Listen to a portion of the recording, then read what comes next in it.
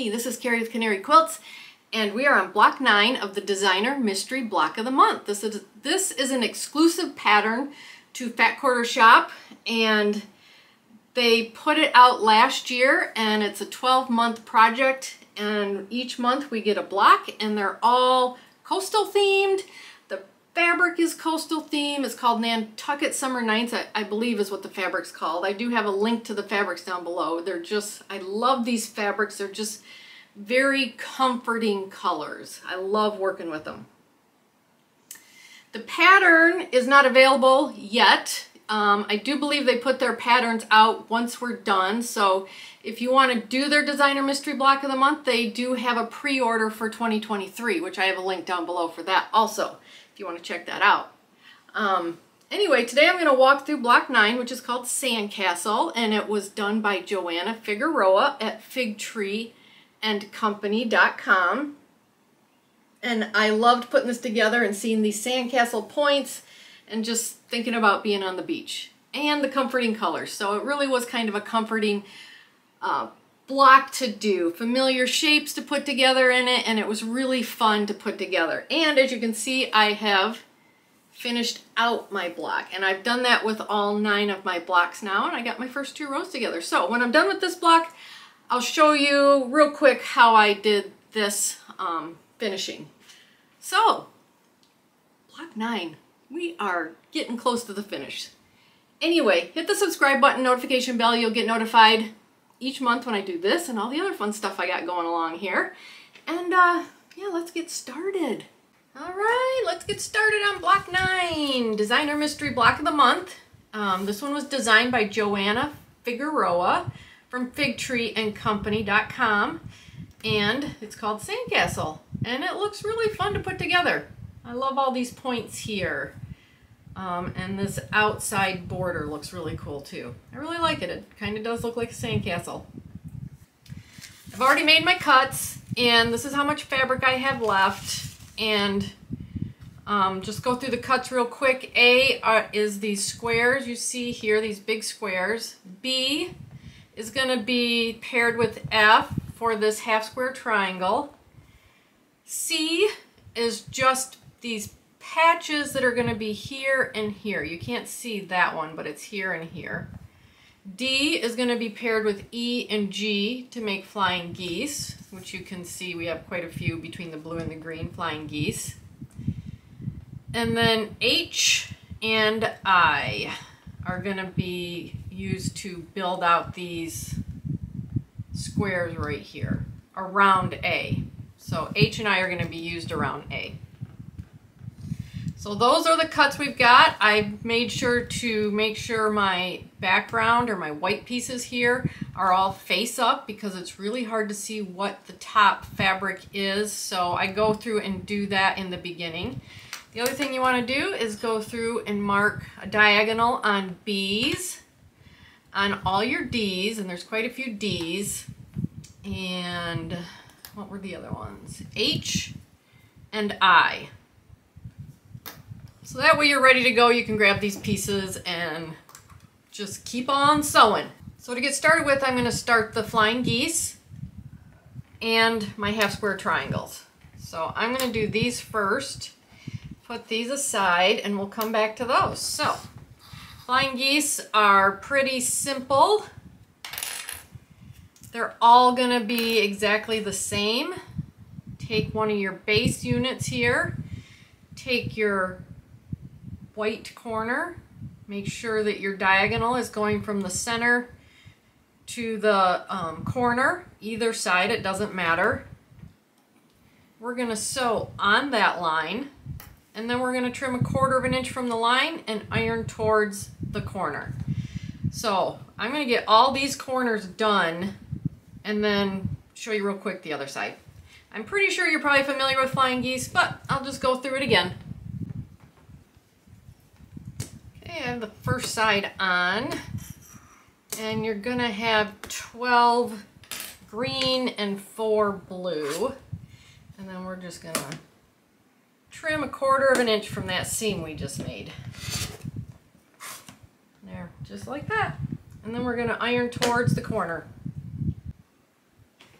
All right, there's the first half of my flying goose. Take another D, put it on the other corner, making sure you're going from the top middle to the bottom right or left, whichever corner you need to go to, and it will cross your other one.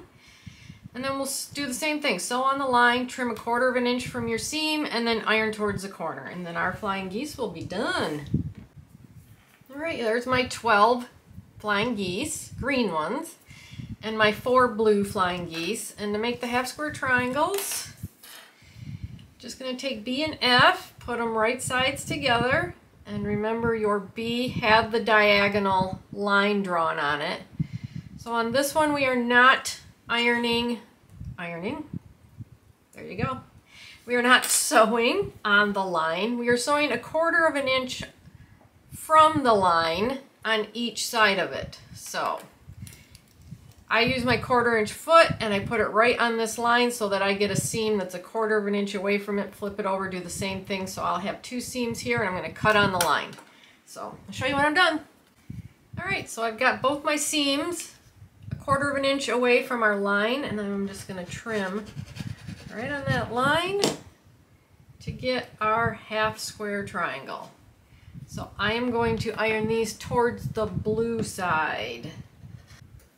All right, there's my half square triangles, and I trimmed the tails off of them. So now what we're going to do is take our C, our flying geese, and our half square triangles, and we're going to build out the 4 corners right here. We're going to start building this section right there. So we'll start with C, and we need 4. So let me get 4 out. Put the C back because we'll need that in a minute. And C goes in the upper left. Our half square triangle goes against it with the blue pointing to the left. Let me just put all 4 there because we are going to build 4 of these. And then our 4 blue flying geese are going to go down here. So we're going to put these 2 together and we're going to iron towards the white patch. Pin the side you're going to sew.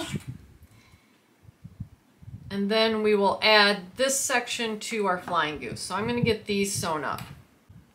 All right, here's my 2 pieces put together, and I've ironed towards the white patch in the corner. So now we're just going to put these onto the blue side of our flying goose. Get these sewn up and iron towards the flying goose, and then we'll start building out even farther. There we go, our little inner sandcastle peak is complete.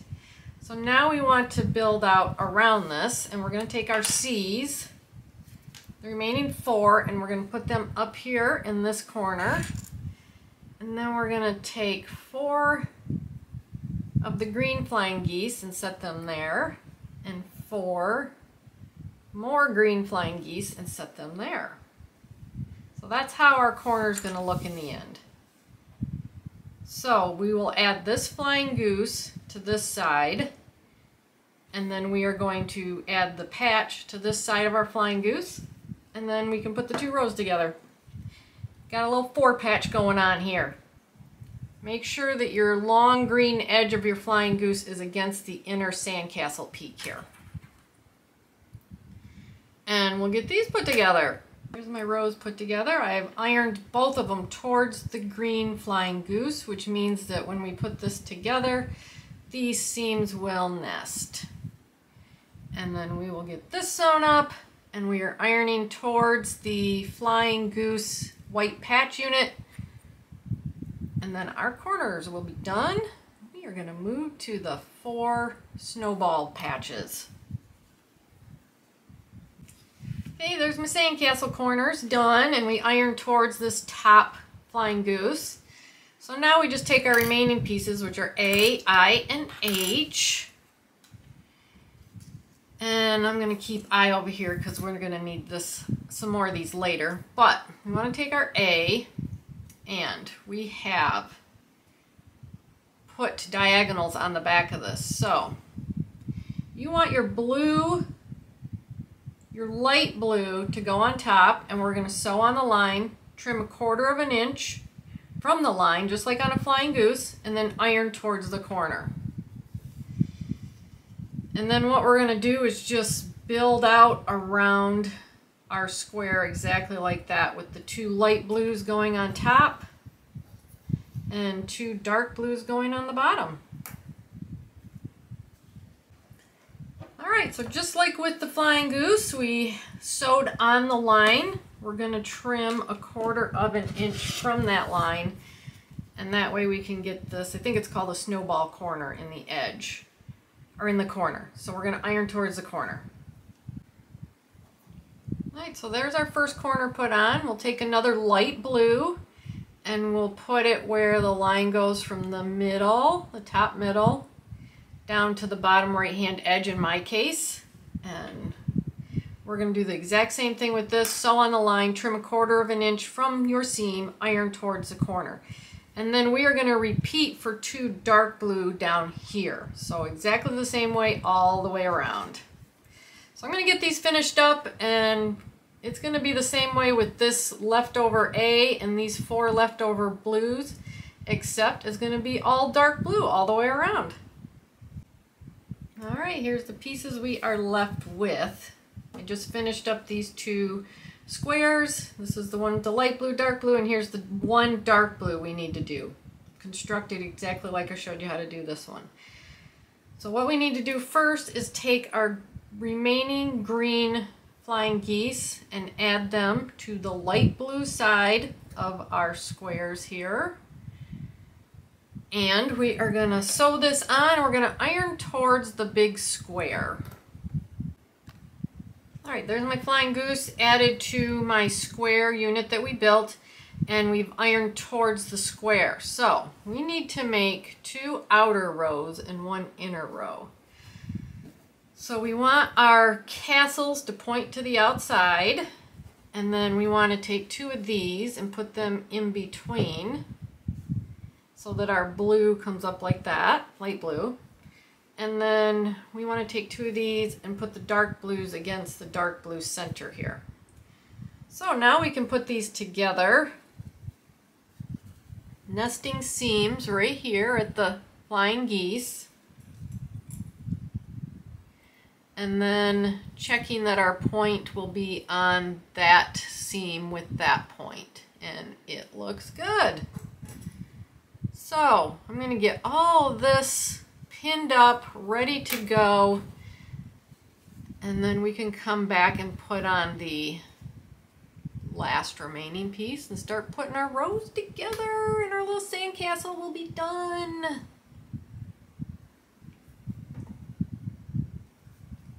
I love the colors. Just gonna say it. So this one you just want to kind of match those points in there. I'm eyeballing it. Alright, get these sewn up. We are going to be ironing towards, we're going to be iron open. That's what we're doing. We're ironing open. Okay, here's the first 2 sections put together, and I iron these seams open, and we're going to put these last sections on exactly the same way, nesting seams and lining up points. And then we are putting our rows together, and we'll be done with our sandcastle, and it's going to be so pretty. It's going to be pretty. Right, there are my rows put together. So now we can put our rows together, and we need to match seams here and here, and then these points here. So not too hard. These will nest. The other seams are ironed open. That's not too hard either. Not hard at all.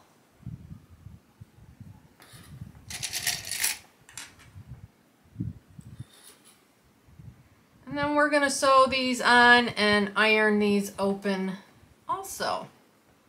So I'm going to get both rows on and come back and show you my beautiful sandcastle block. There we go. That turned out really pretty. I really like it. I love the colors. I love the name of it. I think it looks like sandcastles. And it went together pretty easily.